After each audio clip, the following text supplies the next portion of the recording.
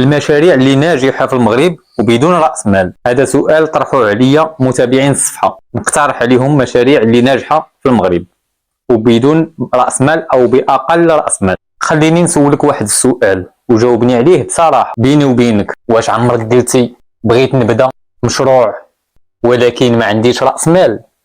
وواش قلتي انا ما قريتش وما عنديش ديبلوم وما عندي حتى شي حاجه نبيعها؟ الا كان الجواب نعم، راه هذا الفيديو ليك انت، حيت اليوم ما غاديش نهضر على الاحلام الفارغه ولا على ولي غني في شهر. اليوم غادي نهضر على الواقع ديال المغرب والواقع ديال الشباب بحالك وبحالي، وعلى الناس اللي بدات من الصفر وطلعات واخا ما عندها حتى ريال. اولا حيد من راسك هاد الكذبه.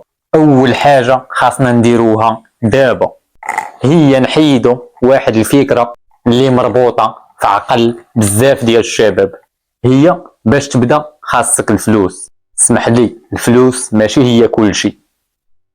هاد الفكره كذبه وكذبه كبيره. الحقيقه هي باش تبدا خاصك مهارة وصبر وجرأة وتليفون زائد انترنت، والباقي كيجي. الفلوس ما كتصنعش المشروع، العقلية هي اللي كتصنعه. سول راسك علاش بزاف ديال المشاريع كتنجح في المغرب بلا رأس مال. اسمعني مزيان، المغرب عنده 3 ديال الحوايج مهمين. فيه سوق كبير ديال الناس، والطلب قوي على الخدمات، والنقص في الجودة والاحترافية. يعني إلا جيتي بشي خدمة وتقنتيها مزيان فراه كاينة البلاصة ديالك. ونقدر نعطيك مشاريع حقيقية بلا رأس مال، غادي تحتاج غير تليفونك والويفي. غتقول لي شنو هي هاد الفكرة؟ واسمعني واعطيني عقلك، حيت هاد الشي اللي غنعطيك ما خاصوش يضيع. أول حاجة صناعة المحتوى، بحال كيما كندير انا دابا. غير المهم تعطي شي حاجه مفيده للناس. داكشي اللي تبغيه لراسك بغيه لواحد اخر. كيفاش تبدا؟ ما خاصكش كاميرا غاليه او استوديو او فريق عمل، خاصك غير التليفون والفكره والصدق. كاين بزاف ديال الشباب في المغرب بداو وداروا شي حاجه بحال التحفيز او الرياضه او بالضحك او بالشرح، كتشرح للناس شي حاجه او بشي حاجه كتعرف ديرها نتايا، ودابا كيعيشوا من الاعلانات او من صناعه المحتوى من داكشي اللي كيقدموه. وحاول ما ديرش في راسك تربح النهار الاول.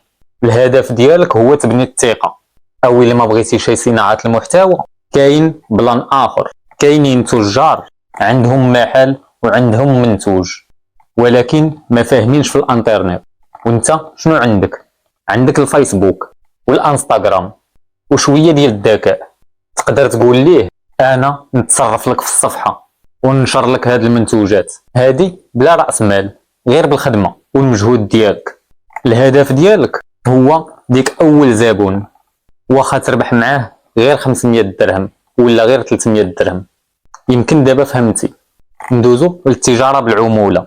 كتشوف شي منتوج وكتنيش عليه بحال لباس او ساعه او شي خدمه وكتسوق ليه، وإلا تباع كتشد داك العموله، وهنا ما شريتي والو وما خزنتي والو وانت رابح 100%. وكاين هدف اخر، هي تعلم تبيع بالكلام، تعلم البيع بالكلام. الا كنتي كتعرف تهضر مزيان وكتعرف تكتب او كتعرف دير التصميم وكتعرف تمونطي فيديو فراه عندك مشروع. المواقع موجوده والطلب موجود. نهضروا على البلان ديال الوساطه اللي حنا في المغرب كنعرفوها السمسار او التمصير. كاين شي واحد عنده دار او عنده طوموبيل او عنده شي منتوج او شي خدمه، وكاين واحد محتاج ديك الدار او داك المنتوج او داك الخدمه او داك الطوموبيل. انت شنو كدير هنا؟ كتولي يعني وسيط ما بين داك الشاري والبايع. انت اللي كتربط بيناتهم، ومنين كتركب البيع والشريه كتشد النسبه ديالك. الهدف هو تستعمل عقلك وتستعمل لسانك. نوريك كيفاش تبيع بلا مخزون.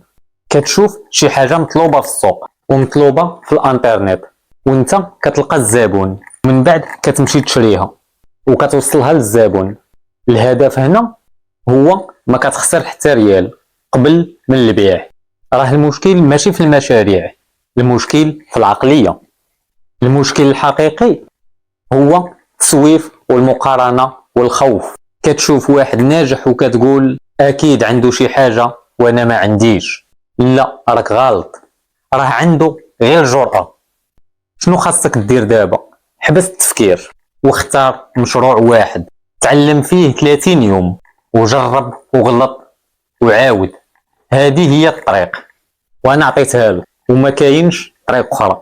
فإلا وصلتي لهنا راه عندك واحد الحاجة خطيرة، هي النية.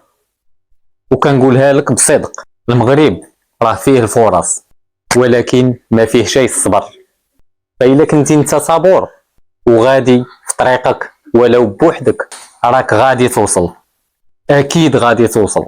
فكرة وديع ما كتبيعش الوهم، فكرة وديع كتقول لك انت قادر الى خدمتي. الى حسيتي براسك في هذا الكلام ما تنساش تخلي شي تعليق وبارطاجي الفيديو مع شي واحد محتاجه، واكتب لي شنو هو المشروع اللي غادي تبدا فيه. كان معكم وديع، ونتشوفوا فيديو جديد.